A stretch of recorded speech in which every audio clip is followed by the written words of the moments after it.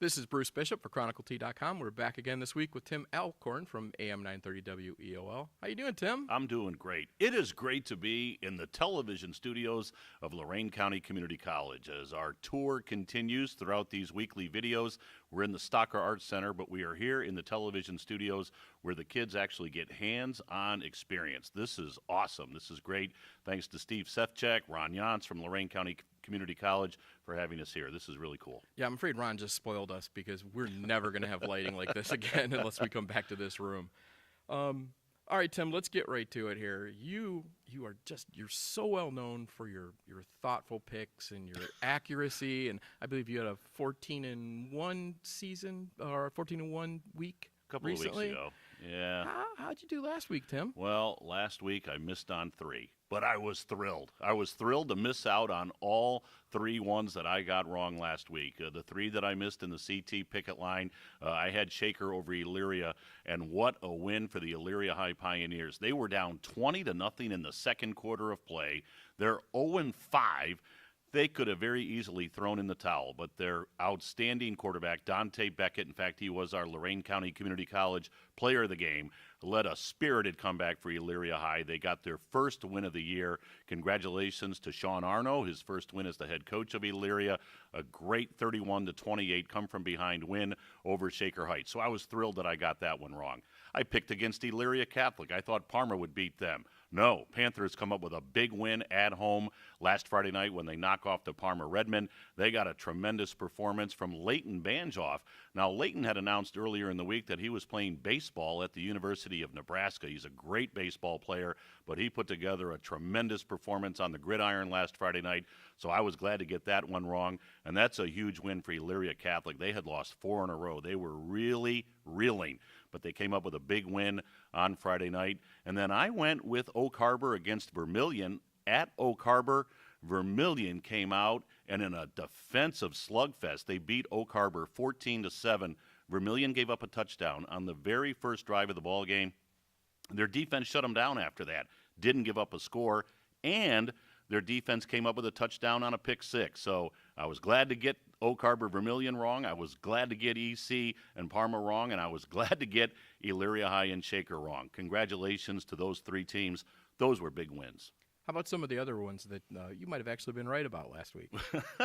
Well, I don't know about that, but Olmsted Falls and Amherst, we had that game on WEOL.com. We had talked about the fact that Old Falls and Amherst were both 4-1 going into the contest, and Old Falls went to Amherst and knocked off the Comets. Kennedy Scaglioso, the great running back for Amherst, still had a very good night. I'm sorry, Tim, what was that name? That name I love to say, Kennedy Scaglioso, the running back for the Comets. He had a tremendous performance, but Old Falls, all in all, did a pretty good job of containing him. He didn't have that big, huge run that could break a game open. So Old Falls goes to 5-1 on the year. Amherst drops to 4-2. Amherst this week at Avon Lake. We'll have that game covered.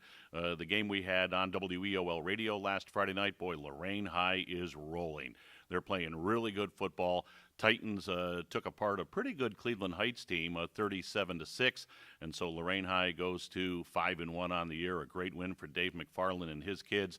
Justin Sturgill, the quarterback for Lorain High, had an outstanding ball game, and then a game that saw a tremendous performance from Black River's Jacob Campbell.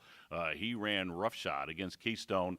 Black River had not beaten Keystone in 4 years, so there was a little bit of revenge on the mind of the Black River Pirates, but they knocked off Keystone last week. Black River goes to 6-0. They now take on Buckeye this Friday night, another 6-0 football team. We're thrilled to have that game on WEOL.com. It'll be our Stream 3 game, 2 unbeatens going at it, Buckeye at Black River. That should be a tremendous game in the Patriot Athletic Conference. So you mentioned that game. What else is going on this weekend? What else do we want to watch? Well, of course, the Indians, and we'll talk about the tribe in a minute, they're affecting our football coverage somewhat. Friday night, our radio game will be Clearview at Columbia. That's another big ball game, by the way. Clearview going in at 5-1, Columbia at 4-2. And real quick, we want to send our thoughts and certainly well wishes to Brandon Coleman. We've talked about him quite a bit during these shoots at LCC. One of the premier players in Lorain County. unfortunately, he is out for the rest of the year with a pretty serious knee injury. So to Brandon Coleman and the Columbia kids, hang in there. But they've got a tough one this Friday night against Clearview. That's our radio game. Our Stream 2 game, I mentioned earlier, it'll be Avon Lake hosting the Amherst Comets. And then I just talked about our Stream 3 game. That will feature Black River and Buckeye, those two 6-0 teams going at it.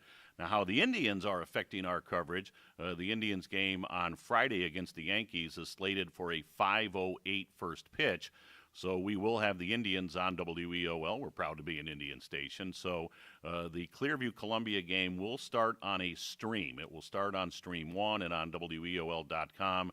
And then once the Indians and the Yankees conclude Game 2 of their series, we'll then pick up the remainder of that Clearview-Columbia game on the radio. So our coverage affected a little bit, but again, with the WEOL mobile app and with the laptops and the desktops, you can catch them all on the stream, and then Clearview Columbia will join that game in progress on the radio once the Tribe in New York are finished up. Okay, that sounds good. All right, so we're at that point in the show where it's time for that wonderful LCCC thinking cap comes along. LCC thinking cap? Oh, here we go. What do you mean? Here we go.